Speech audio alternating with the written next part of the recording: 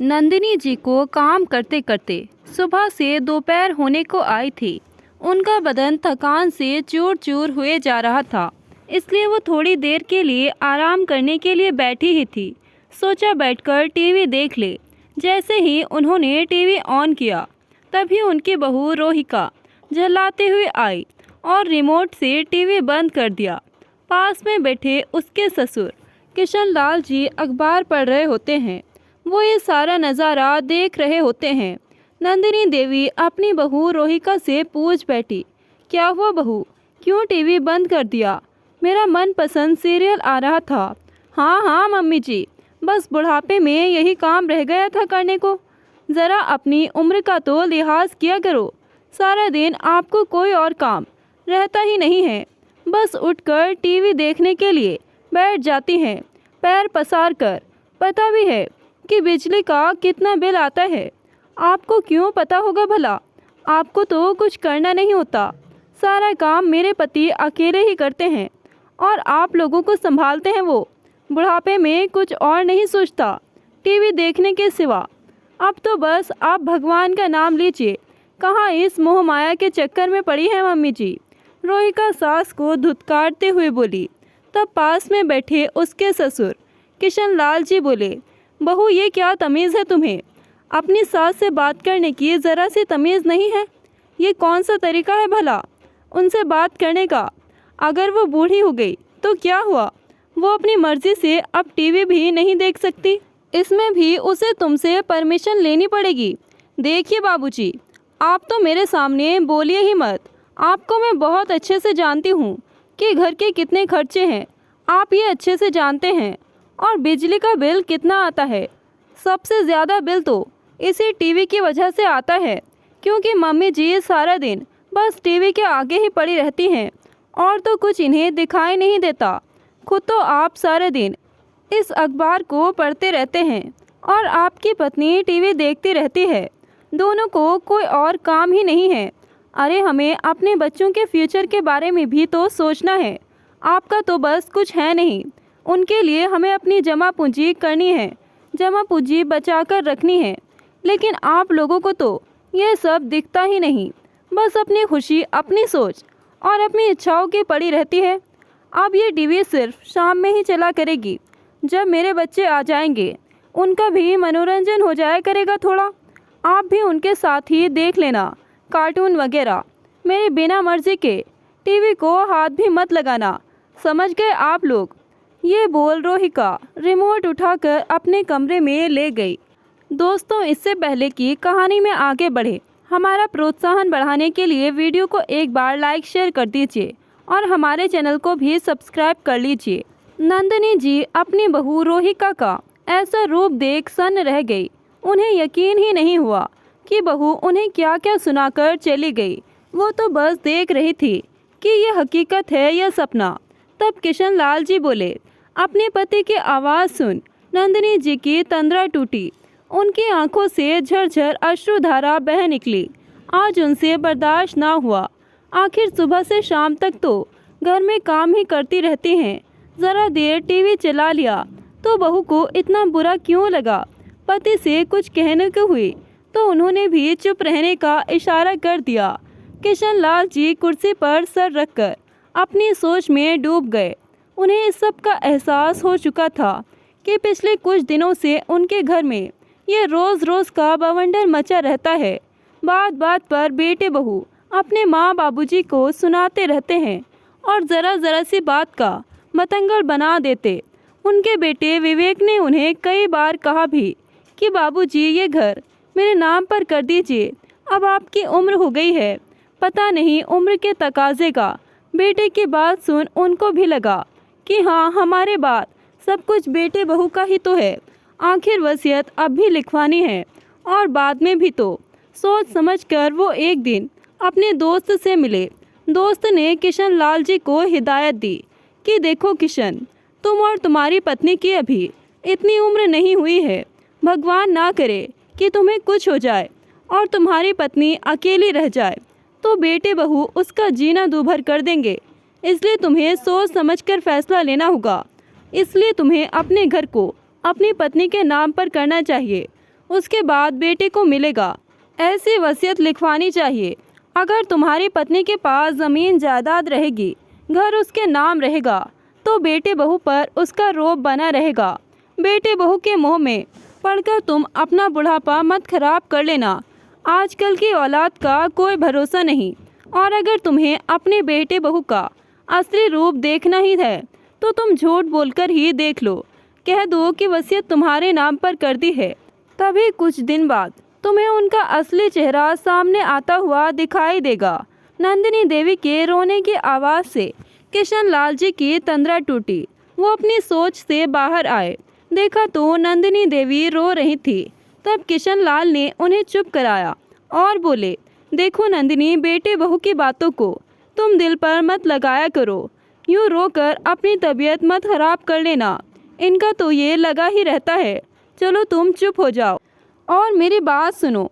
जब से हमारा बेटा हमारी ज़िंदगी में आया, तुम्हें पता है उस दिन से आज तक हमने सिर्फ अपनी इच्छाओं को मारा, ये सोचकर कि बेटे की परवरिश में, उसकी इच्छाओं में, उसकी ज़रूरतों में कोई कमी न रह जाए। उसे अच्छे से पढ़ाया लिखाया, अच्छे से अच्छे स्कूल में उसका एडमिशन कराया, और साथ साथ मैंने अपने माँ बाबूजी को भी संभाला, उनकी ज़रूरतों को पूरे किया। अपनी थोड़ी सी सैलरी से पूरे घर को बहुत अच्छे तरीके से संभाला है, और इसमें बराबर साथ तुमने भी मेरा दिया। और इस सब के बीच हम खुद को तो जैसे भूल ही गए, जैसे हमारी तो कोई इच्छा ही नहीं थी। और आज भी तुम इस उम्र में सारा दिन काम करती रहती हो, और बहू को देखो कैसे जवानी में भी सारा दिन आराम फरमाती है, पति के साथ बाहर घूमती फिरती है, फिर भी हम पर झल्लाती रहती है। भगवान की कृपा से हम बेटे बहू के मोहताज नहीं हैं नंदिनी। इज़्ज़त की कमाते हैं, इज़्ज़त की खाते हैं। हमारी पेंशन आती है और सारे पैसे मैं बेटे बहू के हाथ में ही दे देता हूँ, फिर भी उनका एक तरफ से मुंह बना रहता है, हमेशा चिड़चिड़े रहते हैं। इस सब का हमें ये सिला मिला। बहू आए दिन किसी न किसी बात को लेकर बखेड़ा खड़ा कर ही देती है और ज़ुबान जोरी करती है। और बेटे का तो तुम पूछो ही मत, बस बीवी का गुलाम बना बैठा है वो। अब बहुत हुआ नन्नी, अब मैं और बर्दाश्त नहीं कर पाऊँगा। बेटे बहू को हमारी भी तो कुछ इच्छाएं हैं, हमारे भी कुछ मान हैं, हमारे मन में कुछ इच्छाएं दबी हुई हैं। बस अब हम खुद के लिए जिएंगे। मतलब जी मैं समझी नहीं। मतलब नंदिनी, मेरा कई दिनों से तुमसे बात करने का मन है। मैं इस घर से बाहर जाकर कहीं घूमना चाहता हूँ, लोगों के साथ घुलना मिलना चाहता हूँ। अजी मेरा भी बहुत मन होता है घूमने फिरने का, कहीं आने जाने का, लेकिन बस मन मार कर बैठ जाती हूँ बेटे बहू के बारे में सोचकर, क्योंकि वो ज़रा सी बात के लिए ही हमें अपमानित कर देते हैं। और जब उसे घूमने का पता चलेगा तो पता नहीं पूरे घर में बवंडर मचा देंगे। और बेटे का तो आपको पता ही है कैसे वो अपनी पत्नी की हाँ में हाँ मिलाता है। हाँ नंदिनी, मुझे सब पता है। तुम बेफिक्र हो जाओ उनकी तरफ से, बस तुम अपने बारे में सोचो। हम कब तक बेटे बहू के बारे में सोचते रहेंगे जब वो हमारे बारे में नहीं सोचते। पता है तुम्हें नंदिनी, बचपन में जब मैं छोटा था तो आसमान में उड़ते हुए हवाई जहाज़ को बड़े गौर से देखता था। बड़ी इच्छाएं थी मेरी हवाई जहाज़ में बैठने की, बैठकर कहीं घूमने जाने की, लेकिन घर की जिम्मेदारियां और बेटे को कामयाब करने के चक्कर में हमने अपनी जितनी भी जमा पूंजी थी वो सब उस पर खर्च कर दी, सब उस पर लगा दी, ये सोचकर कि जब बेटा बड़ा हो जाएगा तो हमारी इच्छाओं का सम्मान करेगा, हमारी ज़रूरतें पूरी करेगा, हमारी इच्छाएं पूछेगा। पर इच्छाएं पूरी करना तो दूर, अब तो उसकी पत्नी हमें बात बात के लिए धुतकारती है। क्या इसी दिन के लिए हमने इतना कुछ बर्दाश्त किया, इतने त्याग दिए? नंदिनी, मेरे पिता ने मुझे बहुत कठिनाइयों से पाला था नंदिनी, और मुझे कामयाब बनाया। बड़ी मुश्किल से मेरी ये सरकारी नौकरी लगी थी, और मैं नहीं चाहता था जिस दौर से मैं गुज़रा हूँ, मेरे पिता गुज़रे हैं, उस दौर से मेरा बेटा गुज़रे। इसलिए मैंने भरपूर मेहनत की और उसे पढ़ाया लिखाया, यहाँ तक कि अब वो एक कामयाब इंसान बन चुका है। अच्छी खासी नौकरी है, खाता कमाता है, सैलरी आती है, हमेशा अपना पेट काट कर मैंने उसे पाल पोस कर ये सोचकर हमारी इच्छाओं को दबा दिया कि बुढ़ापे में अपनी जिम्मेदारियों से मुक्त होकर ऐश से गुजारा करेंगे हम, ज़िंदगी आसान हो जाएगी हमारी। इतना तो हम उस समय भी बंधे हुए नहीं थे जितना अब बंध गए हैं। अब तो इस घर में हर चीज़ के लिए हम पर पाबंदी लगा दी गई है। बहू का रवैया तो देखो, जैसे यहाँ की सेठानी हो। सारा दिन तुमसे घर में खड़ा पहरा लगवाती है, रसोई का सारा काम तुमसे करवाती है, झाड़ू पोछा तक वो तुमसे करवाती है, जैसे कि हमारी कोई वैल्यू ही नहीं। सारी पेंशन का पैसा हमसे बेटे बहू ले लेते हैं और घर खर्च कर देते हैं और हमें ही अब काले पीले मुंह दिखा रहे हैं। तब नंदिनी देवी बोली कि सब हमारी किस्मत का ही दोष है, अब हम क्या ही कर सकते हैं जी। बुढ़ापे में 4 धक्के तो खाने को मिलेंगे ही। नहीं नंदिनी, तुम ऐसा मत सोचो, मैं बुढ़ापे में बेटे बहू के 4 धक्के नहीं खाऊंगा। बस अब तुम शांत हो जाओ, मैंने सोच लिया है, अब उसे करके भी दिखाऊंगा। तब नंदिनी देवी आशा भरी नज़रों से अपने पति किशन लाल की ओर देखती हैं। क्या करोगे जी तुम? बस नंदी, अब तुम चुप्पी साध लो, कल तुम्हें सब पता चल जाएगा। अब अगले दिन किशन लाल जी चारों धाम की यात्रा के लिए ट्रेन की टिकट की जगह प्लेन की टिकट करा कर लाए। किशन लाल जी को हर महीने 50,000 की पेंशन मिलती थी, जिसमें से उन्होंने कुछ पैसे टिकट के लिए खर्च कर दिए, तो कुछ ज़रूरत का सामान ले लिया और कुछ पैसे अपने पास ही बचा कर रख लिए। घर आकर उन्होंने अपनी पत्नी नंदिनी देवी को टिकट दिखाए और बोले, संभाल कर रख दो, अब कुछ दिन में ही हम अयोध्या घूमने के लिए चलेंगे और दर्शन कर कर आएंगे। तब नंदिनी देवी एकदम से चौंकती है और डरते हुए बोली, अजी आपको क्या हो गया है? आपको पता है ना बहू कितना गुस्सा करेगी। आप क्यों ये प्लेन के टिकट ले आए और अपनी पेंशन से इतने पैसे क्यों खर्च कर दिए जी? बेटा इतना गुस्सा हो जाएगा, पता नहीं घर में और कितना बवाल मचेगा, कितना कलह होगा। क्यों इतना घबराती हो नन्नी? ये पेंशन के पैसे बेटे बहू के नहीं हैं, ये हमारे खुद के पैसे हैं। हम आत्मनिर्भर हैं, बेटे बहू पर निर्भर नहीं हैं हम। फिर तुम क्यों चिंता करती हो? तुम चुप हो जाओ। अब कुछ दिन ऐसे ही बीत जाते हैं।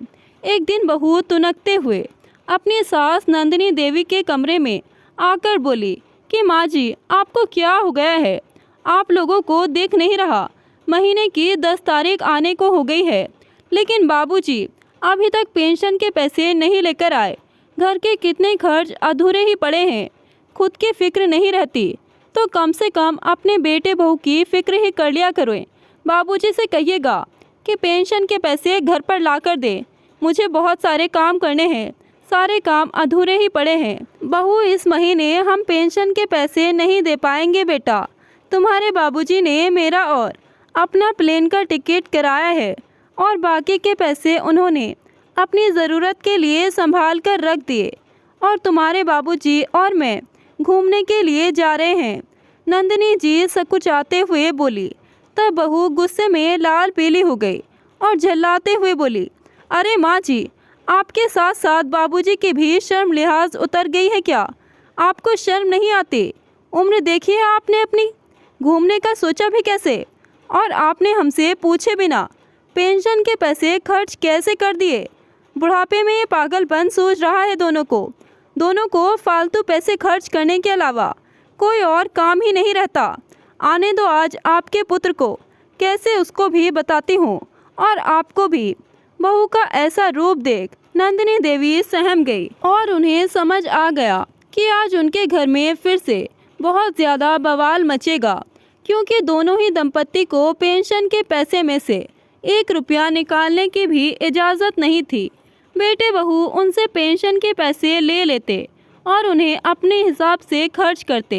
एक बार किशन लाल जी नंदिनी देवी के लिए पेंशन के पैसों में से 1500 रुपये की एक साड़ी ले आए थे। 1500 रुपये पेंशन में से कम हो जाने पर बेटे बहू ने उन्हें इतनी खरी खोटी सुनाई थी कि हमारी बिना इजाज़त के आपने 1500 रुपये क्यों खर्च किए? अगर कपड़े चाहिए ही थे तो हमें बता देते। और माँ को बुढ़ापे में ये साड़ियाँ पहनाने वाले आप कौन होते हैं? आपको क्या ज़रूरत थी इतने पैसे खर्च करने की? और आज तो किशन लाल जी ने सारे ही पैसे खर्च कर दिए थे। अब जैसे ही विवेक ऑफिस से लौटा तो बहू ने उसके कान भर दिए। विवेक भिन भिनाता हुआ अपने माँ बाबूजी के कमरे में गया और बोला कि माँ बाबूजी, क्या बात है? आप लोगों को कौन सा बुखार हुआ है? कौन सा भूत सवार है जो आप ये पागलपन कर रहे हैं? मैंने सुना है कि आपने पेंशन के सारे पैसे खर्च कर दिए हैं, वो भी सिर्फ घूमने के लिए। आपको ज़रा सा अंदाज़ा भी है कि इस महीने का खर्च कैसे चलेगा? बिजली, राशन पानी, कितने खर्च होते हैं घर के, बच्चों की फ़ीस, मैं सब कैसे मैनेज कर पाऊँगा? आपको कुछ भी नहीं दिखता, बस अपनी ही पड़ी रहती है। बुढ़ापे में ये फालतू के शौक़ पाल रखे हैं आपने। चैन सुकून से घर पर नहीं बैठा जाता आपसे। जैसे और बूढ़े रहते हैं वैसे ही आप नहीं रह सकते। अरे इतना ही घूमने का शौक़ है तो आसपास के किसी मंदिर पर चले जाओ, घूम आओ और शौक़ पूरे कर लो। इतना खर्च करने की क्या ज़रूरत थी? ज़रा सा उम्र का लिहाज नहीं करते आप। मैं बाबूजी आपको बता रहा हूँ, अगर आपने अपनी पेंशन के पैसे मुझे नहीं दिए तो ये आपके लिए ठीक नहीं होगा। विवेक ने इतना बोला ही था कि किशन लाल जी उसकी बात को बीच में ही काटते हुए गुस्से में चिल्लाते हुए बोले कि बस बेटा, बहुत सुन लिया हमने तुम्हारा वार्तालाप, बहुत हो गई तुम्हारी आनाकानी। अगर पेंशन के पैसे नहीं दिए तो क्या कर लोगे तुम हमारा? और बस तुम्हें हमारा घूमना ही नज़र आ रहा है। जो तुम्हारी बीवी दिन रात पार्टियां करती है, सहेलियों के साथ घूमती है, हर संडे तुम्हारे साथ लंच पर जाती है और हर साल तुम बाहर विदेश घूमने के लिए जाते हो अपने बीवी बच्चों समेत, तब तुम्हारा खर्चा नहीं होता। और ज़रा सा हमने अपनी पेंशन के पैसे खर्च क्या कर दिए तो तुम्हें मिर्ची लगने लगी। तुम्हारा रोटेशन खराब हो गया, तुम्हारा घर कैसे चलेगा? तुम्हारे खाने पीने के लाले बैंगन पड़ गए। और तुम्हारी वो बेहया पत्नी, उसे ज़रा सी शर्म नहीं है, अपने सास ससुर से बोलने की तमीज़ नहीं है, बात करने का बिल्कुल लहजा नहीं है। ज़रा सी देर मेरी पत्नी ने टीवी क्या देख लिया, उसने टीवी जाकर बंद कर दिया। अब इस घर में हम पर हर काम के लिए पाबंदी लगाई जाएगी। अभी हम जिंदा है बेटा, मरे नहीं हैं हम जो हमारी इच्छाएं खत्म हो जाएंगी। सिर्फ बूढ़े ही हुए हैं। सबका मन होता है घूमने फिरने का, खाने पीने का, अच्छा ओढ़ने पहनने का। इसमें क्या ही गलत कर दिया हमने? अब हमें अपनी इच्छा से कुछ करने का भी हक नहीं रहा। हमारे कहीं आने जाने से तुम्हारा रोटेशन खराब होता है, तुम्हारा हर काम रुक जाता है हमारी वजह से। और जब तुम और बहू अपने बच्चों के साथ घूमते फिरते हो तब तुम्हारा रोटेशन खराब नहीं होता, तब तुम्हारे पैसे नहीं लगते। किस लिए भड़क रहे हो बेटा? शायद तुम भूल गए कि अभी पिछले महीने ही तुम अपनी पत्नी के साथ घूमने गए हुए थे। विदेश जाकर तुमने इतने ऐश किए, तो फिर किस बात का रौब जमा रहे हो हम पर? तुम्हारे लिए क्या प्लेन की टिकट मुफ्त में हो जाती है? क्या तुम्हारे वो ससुराल वाले हैं? हम तो तुम्हें रोक टोक नहीं करते, तो फिर क्यों तुम हम पर हर बात में रोक टोक लगाते हो? हमारी हर बात में टांग अड़ाते हो। हमारा किया हुआ हर काम तुम्हें क्यों बुरा लगता है बेटा? तब विवेक बोला कि बाबूजी, मैं अगर घूमने जाता हूँ तो मैं आपसे पैसे लेकर नहीं जाता, अपना कमाता हूँ, बहुत ही मेहनत से कमाता हूँ, अपना खाता हूँ, आपके आगे हाथ नहीं फैलाता। तब किशन लाल बोले, तो बेटा मैं भी तुम्हारे आगे हाथ नहीं फैलाता, मैं भी अपनी कमाई से घूमने जाऊँगा, अपनी पत्नी पर खर्च करूँगा। क्या कर लोगे तुम? मेरी अपनी पेंशन है, मेरा जो मन चाहेगा मैं वो करूँगा, जैसे चाहूँगा वैसे करूँगा। यह सुन विवेक का पारा चढ़ गया और ज़ोर से चिल्लाते हुए बोला कि बाबूजी, अगर आप अपनी पेंशन के पैसे ऐसे ही खर्च करते रहे तो मैं भी आपको फोकट की रोटियां नहीं खिलाऊंगा। अगर आप पेंशन के पैसे नहीं देंगे तो फिर आप कहीं और जाकर रह लीजिए अपनी पत्नी के साथ और कर लीजिए अपनी मनमानी, अपने सारे शौक़ पूरे कीजिए और ऐशो आराम से रहिए। मुझे कोई मतलब नहीं आपसे, बस इस घर में मत रहना।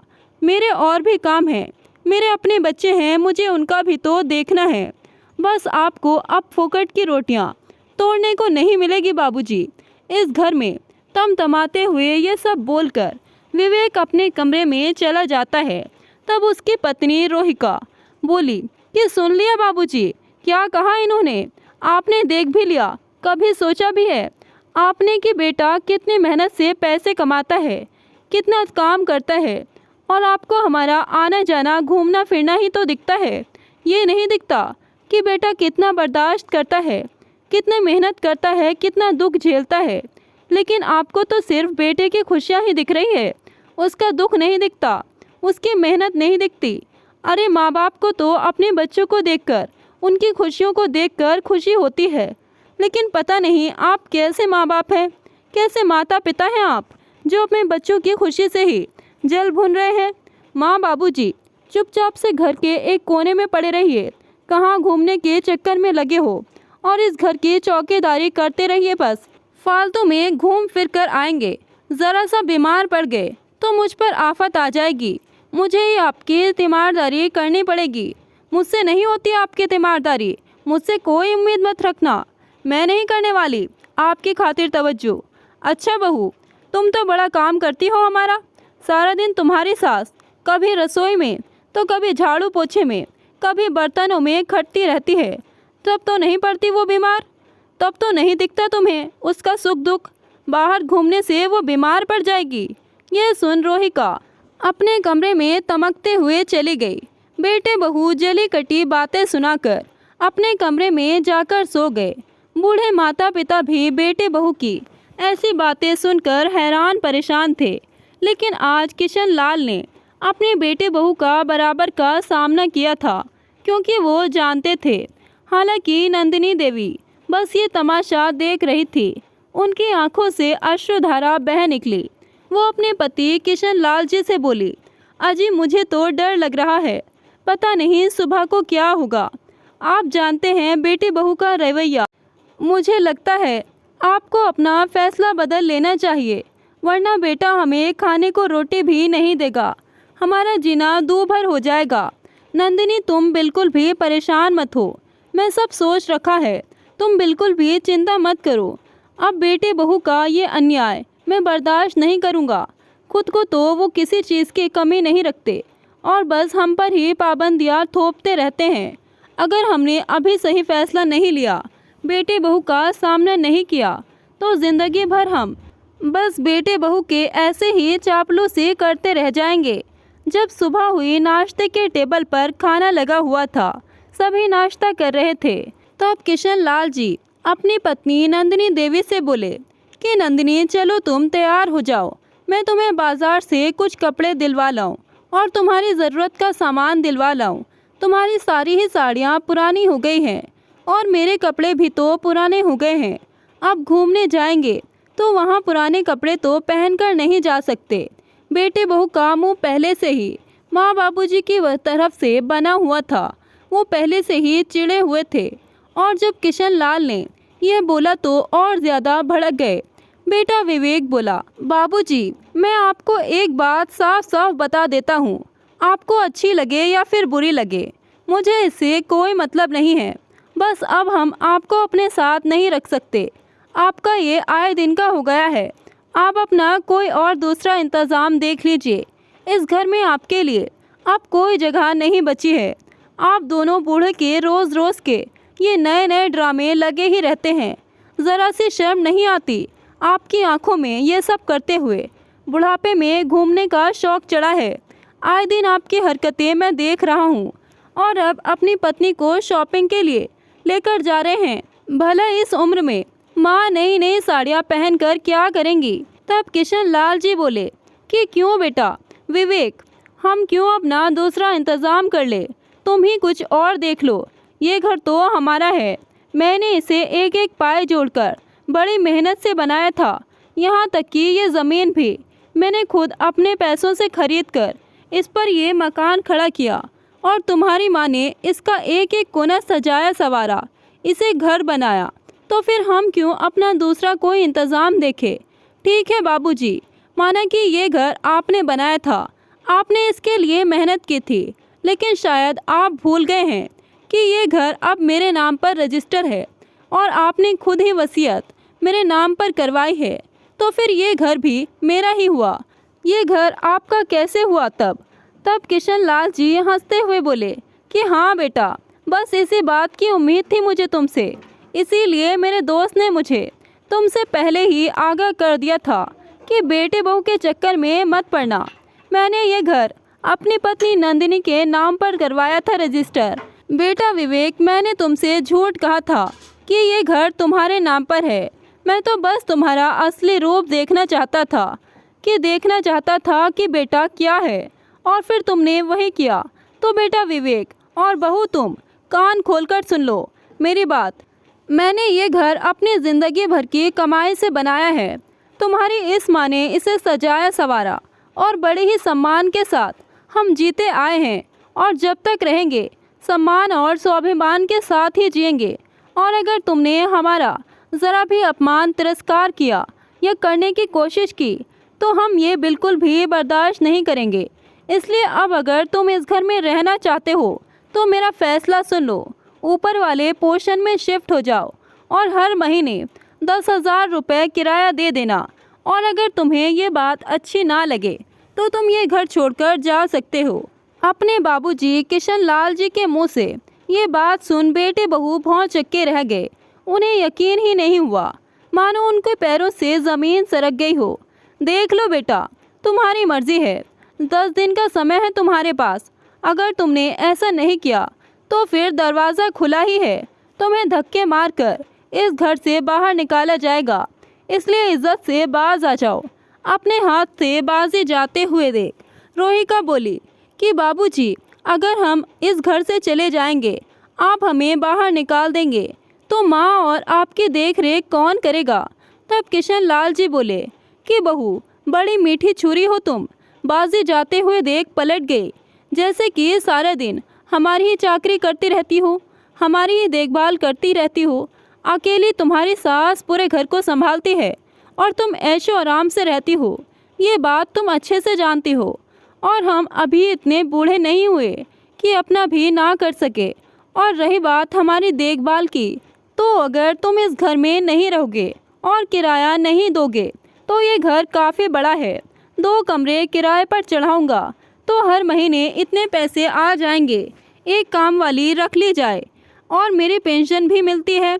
घर खर्च के लिए तो मुझे किसी की ज़रूरत नहीं है, और ना ही किसी बात की फ़िक्र करने की ज़रूरत। विवेक, तुम ही सोचो, कुछ तुम्हें भी तो अपना घर चलाना है। तुम्हारा रोटेशन ख़राब हो जाता है। आखिर तुम भी एक पिता हो, हमारी वजह से तुम्हारा काम बंद हो जाता है। ज़रा सा खर्च क्या कर लें हम? तुम सारे घर के खर्चे हमें गिना देते हो, और तुम्हारी पत्नी बात बात पर हमें झिड़कती है। ये बोल किशन लाल अपनी पत्नी नंदिनी देवी का हाथ सम्मानपूर्वक पकड़ते हैं और बोलते हैं, चलो नंदिनी, हमें शॉपिंग के लिए चलना है, हमें लेट हो रहा है। दोनों दंपत्ति बाजार चले जाते हैं। बेटे बहू बस उनका मुंह ताकते ही रह जाते हैं। बाबूजी और माँ को जाते हुए देखते रहते हैं। आज तो मानो उन्हें 440 वोल्ट का झटका लगा हो। उन्हें यकीन ही नहीं हुआ कि उनके बाबूजी उनके साथ ऐसा करेंगे। दोनों सर पर हाथ रखकर बैठ गए। अब शाम में दोनों दंपत्ति शॉपिंग करके घर पर आ गए। तब बहू रोहिका अपने सास ससुर को देखती ही रही, परंतु कुछ नहीं बोली, क्योंकि उसे समझ आ गया था कि अगर कुछ बोला तो खरी खोटी सुनने को उसे भी मिलेगी। नंदिनी देवी को भी अपने पति पर गर्व महसूस हो रहा था। वो तो बस उनकी ओर देखे ही जा रही थी और मुस्कुरा रही थी। तब किशन लाल जी बोले, क्या देख रही हो भाग्यवान, सिर्फ बूढ़ा हुआ हूँ, अक्ल नहीं खोई है मैंने। नंदिनी, तुम बहुत भोली हो, नहीं जानती कि आजकल के बेटे बहू खुद को बहुत शातिर समझते हैं। ये भूल जाते हैं कि जिससे पंगा ले रहे हैं वो उन्हीं का पिता है, उन्हीं का बाप है। अब कुछ दिन बाद दोनों पति पत्नी प्लेन में बैठकर घूमने के लिए चले गए। तब बेटे बहू से कह गए कि 10 दिन बाद आएंगे, अपना कोई और इंतज़ाम देख लेना। दोनों पति पत्नी को प्लेन में बैठकर काफ़ी खुशी हो रही थी। आपस में बातें कर रहे थे कि बचपन में मैं जब सोचता था कि ज़रा सा ही तो दिखता है प्लेन, और अब देखो कितना बड़ा दिखाई दे रहा है, किसी कमरे की भांति। दोनों काफ़ी बातें करते रहे। फिर उन्होंने अयोध्या धाम के दर्शन किए, कई मंदिरों के दर्शन किए। आसपास कई जगह घूमे। तब नंदिनी जी बोली कि हमारे ज़िंदगी के बस ये अच्छे लम्हे हैं और जितनी खुशी मिले उसे बटोर लेना चाहिए। कितने दिनों बाद हमने अकेले में वक्त गुजारा, कहीं घूमने आए हैं। तब किशन लाल जी बोले कि हाँ नंदिनी, ये तो तुम सही कह रही हो। और बुढ़ापा आ जाने से इंसान की इच्छाएं नहीं मर जाती। अच्छा पहनने को, अच्छा घूमने को, अच्छा खाने पीने का सबका ही मन करता है। लेकिन आजकल के बेटे बहू को पता नहीं क्या ही हो गया है। बस ये सोचते हैं कि माँ बाप बूढ़े हो गए हैं, उनकी उम्र हो गई है, तो उनके पास कुछ बचा ही नहीं, इनकी कोई इच्छाएं ही नहीं रही। बस इन्हें घर के किसी कोने में डाल दो और 2 वक्त का खाना देकर इन्हें खरी खोटी सुनाते रहो, अपना गुस्सा इन पर निकालते रहो और इन पर रौब जमाते रहो, जैसे कि उनका कोई वजूद ही ना हो। ईश्वर का लाख लाख शुक्र है नंदिनी कि मेरी पेंशन आती है। हम बेटे बहू पर निर्भर नहीं हैं। लेकिन पता नहीं नंदिनी, हमारी पेंशन आता है फिर भी बेटे बहू हमें इतनी बातें सुनाते रहते हैं और हम पर दबाव डालते हैं। मुझे तो उन लोगों के बारे में सोचकर बड़ी ही हैरत होती है जिनकी पेंशन नहीं आती और वो अपने बेटे बहू पर निर्भर रहते हैं। उनका गुजारा कैसे होता होगा। और वो माँ बाप जो सब कुछ अपने बच्चों पर लुटा देते हैं, उनके मोह में पड़ जाते हैं और अपने बुढ़ापे के लिए अपने पास जमा पूंजी तक नहीं रखते। वो कैसे रहते होंगे नंदिनी, कैसे अपना गुजारा काटते होंगे। पता है नंदिनी, तुम्हें बेटे बहू माँ बाप को एक एक चीज़ के लिए मोहताज बना देते हैं अपना। हमारा बेटा हमें कभी भी अपने साथ घुमाने के लिए नहीं लेकर गया और अपने बीवी बच्चे को हमेशा लेकर जाता है। खैर नंदिनी, अब ये सब बातें छोड़ो। अब ऐसे ही 10 दिन बीत गए। जब वो घर लौट कर आए तो देखा बहू उनके लिए जग और पानी का गिलास लिए खड़ी थी और उन्हें पानी पिलाया और बेटा भी उसके पास ही खड़ा था। पानी पीने के बाद बेटा बोला, बाबूजी हमें माफ़ कर दीजिए, हमसे बहुत बड़ी भूल हो गई। जाने अनजाने में ही सही, हमने बहुत बड़ा पाप किया, हमने आपके साथ बहुत गलत किया। माँ बाबूजी हमें माफ़ कर दीजिए, आप हमें कोई भी सज़ा दे दीजिए पर हमें इस घर से मत निकालिए। बाबूजी आपको पता ही है कि मेरी कितनी सैलरी होती है और मेरे 2 बेटे हैं, उनका स्कूल फीस, घर के खर्चे, मेरी पत्नी, हमारे घर के बहुत खर्चे हैं बाबूजी। अब उसमें से 10,000 महीना आपको निकाल कर दूँ या अपने बच्चों को पढ़ाई लिखाई करवाऊँ, उन्हें देखूँ। आप ही सोचिए ना बाबूजी, मैं ये सब कैसे मैनेज कर पाऊँगा। तब बहू रोहिका बोली, मम्मी जी आप बाबूजी से कहिए ना कि वो मान जाए, वो आपकी बात एकदम मान लेते हैं। मैं आपको तंग नहीं करूँगी, आप सारा दिन आराम से अपने फेवरेट सीरियल देखना और मैं आपकी तीमारदारी में लगी रहूँगी। आपसे घर का कोई काम नहीं करवाऊँगी मम्मी जी। बेटे बहू रोते हुए माँ बाबूजी के आगे गिड़गिड़ाने लगे। तब किशन लाल जी कठोर होकर बोले, ठीक है बेटा, मैं तुम्हें माफ़ कर देता हूँ, मैं तुम्हें अपने घर में रख रहा हूँ, लेकिन मेरी एक शर्त है, ना तो तुम मेरी पत्नी से काम करवाओगे घर का और ना ही मैं तुम्हें अपनी पूरी पेंशन दूंगा। आधी पेंशन के पैसे मैं अपने पास खुद से रखूँगा, क्योंकि मेरी और मेरी पत्नी के भी कुछ खर्च हैं, हमारी कुछ इच्छाएं होती हैं और अगर तुमने दोबारा किसी बात में आनाकानी की तो ये तुम्हारे लिए अच्छा नहीं होगा। इसीलिए तुम्हें अभी खबरदार कर रहा हूँ, हमारे मान सम्मान को ज़रा सी ठेस पहुँचाने की कोशिश मत करना, ये भूल भी मत करना बहू। ठीक है बाबूजी, जैसे आपकी मर्ज़ी।